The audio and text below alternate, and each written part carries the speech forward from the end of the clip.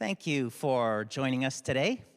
This concert focuses on a very prolific period in Paris where the flute took on a very prominent role, and mostly because of an innovation by a German silversmith. And he was also a flutist, of course.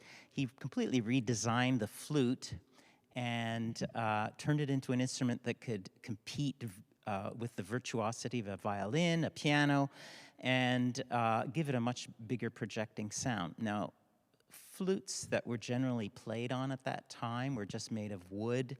There was a few keys scattered around on them, and they were quite limited in a lot of areas. So this new flute was actually adopted by the French much sooner than the Germans, although the inventor was German. And it kind of coincided with a whole movement that was going on in all the arts in Paris, famously known as the impressionist movement. And as a result, composers that were mostly affiliated with the Paris Conservatory wrote all kinds of just fantastic music, which is kind of why the title of this concert is The Golden Age of the Flute. Now, one of the key figures in this period was Paul Taffanel. He was probably the foremost flutist at the time. He was affiliated with of course, the Paris Conservatory, the Paris Opera, and many other areas. He was a great composer, and I'm kind of personally indebted to him because he wrote this wonderful book of exercises called 17 Big Daily Exercises for Flute, and translated, well, the original title, 17 grands exercices journaliers de mécanisme. So they were designed to obtain incredible technique on this newly developed flute that had keys all over it. So it was very different than the original wooden ones. So he also was a very good composer, and we're going to open the program with his Andante, Pastoral, and Scherzettino. Thank you.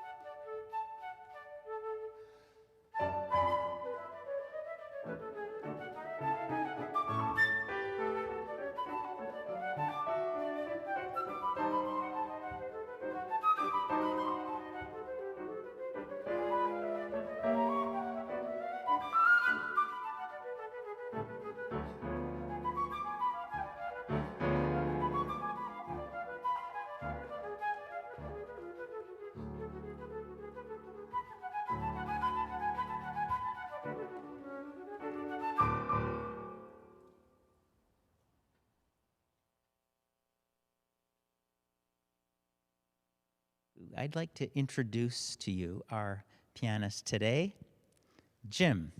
And he's going to talk to you about one of the other pieces we're going to play. Thank you.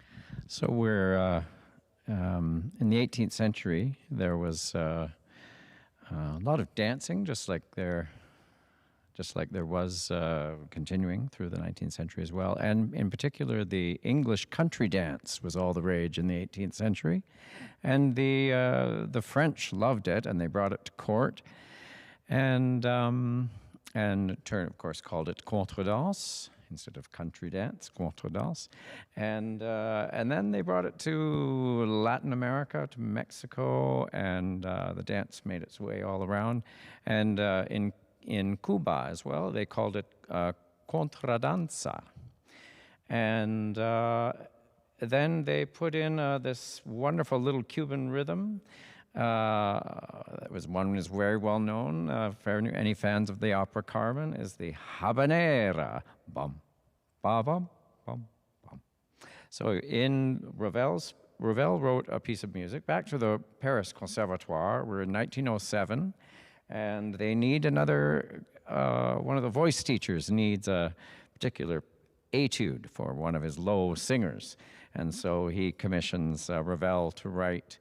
It was a vocalise étude en forme de Habanera. And then since then it's been redone for flute and for violin and probably for a few other things. And so you'll hear that characteristic yum, da-dum, dum, bum. And that's Cuban influence back to Paris. So that's the Pièce en forme de Habanera.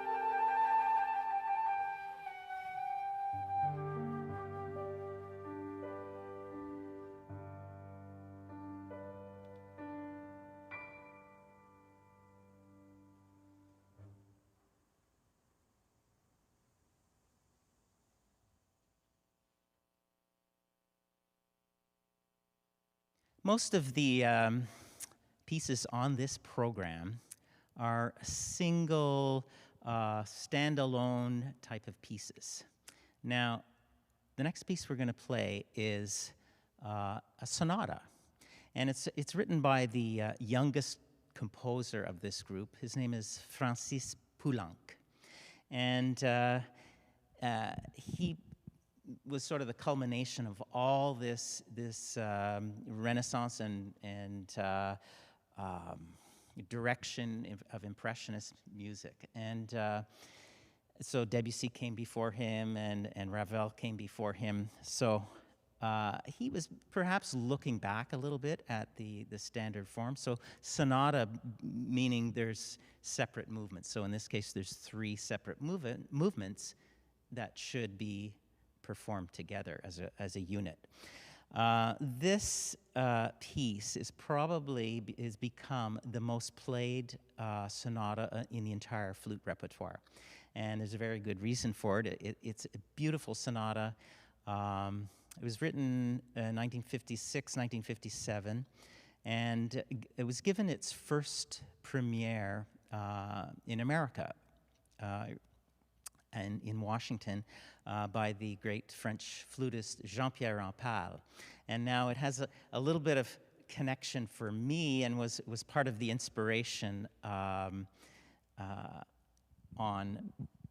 presenting this concert, because Rampal performed this piece on his brand new gold Haynes flute. So I am going to perform this for you on my brand new gold Haynes flute. There it is. Enjoy.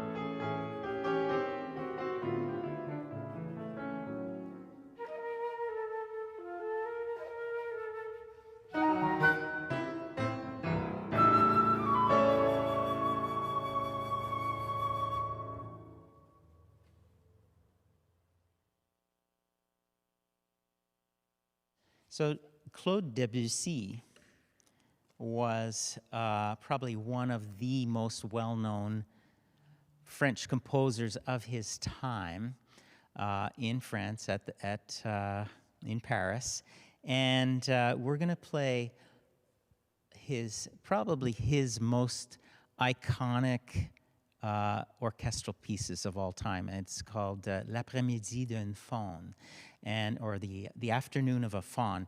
And much like the arts in Paris at the time, they got their inspiration from the stories from Greek mythology, and certainly L'après-midi d'un faun is completely based on that, and reflects the nymphs running around in the forest and the meadows, and there's often in many of the stories the god Pan, who is also a flute player. In fact, the Pan flutes have been named after him, and there's many stories of him chasing one of the nymphs named Syrinx, who to try and escape him. And first of all, I failed to mention that Pan is not the most attractive figure in Greek mythology. He's half goat and half man. He's got horns, and he's quite a prankster. He likes frightening people, so he's always chasing around. So he's chasing this nymph called Syrinx, and to save herself, she changes herself into some bamboo-like reeds, just as he's about to pounce on her. And so he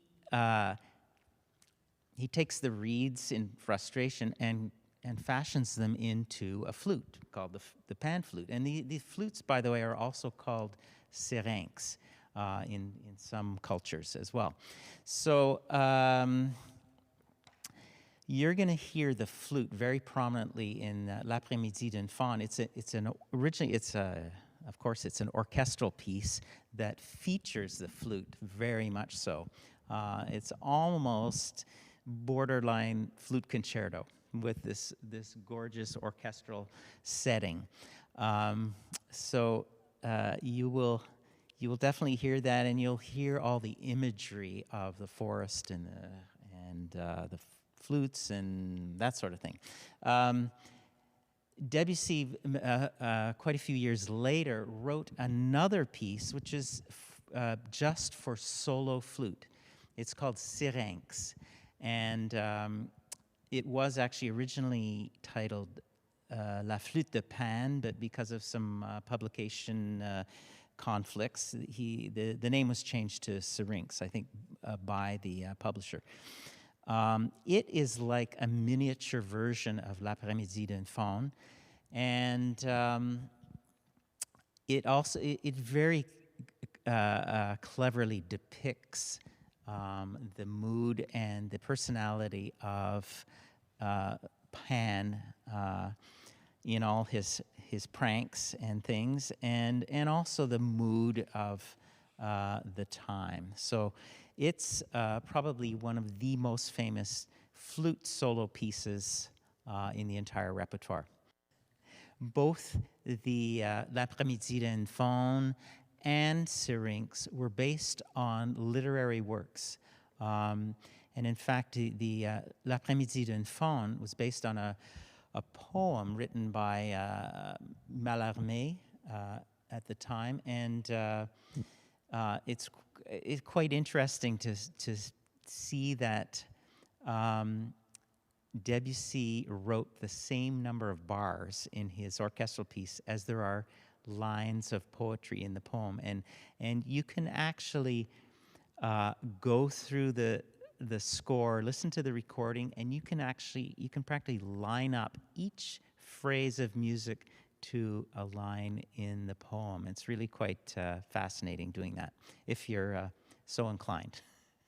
And the Syrinx was actually it was written for a play named Psyche, and It was depicting some moments in the play where Pan had a prominent role. Enjoy.